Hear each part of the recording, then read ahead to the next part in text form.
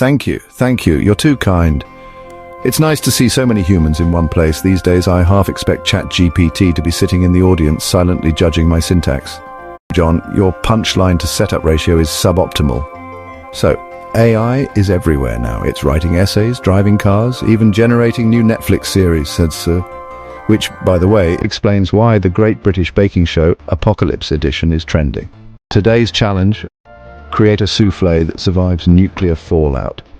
But seriously, AI is advancing so fast, it's like watching a toddler go from crawling to building rockets in a week.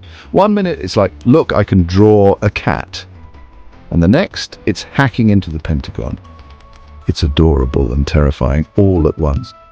And let's not forget the voice assistants. They're always listening. I feel like my Alexa is more in tune with my life than my therapist. Remember to buy milk, you're out of eggs, and maybe call your mom, she misses you.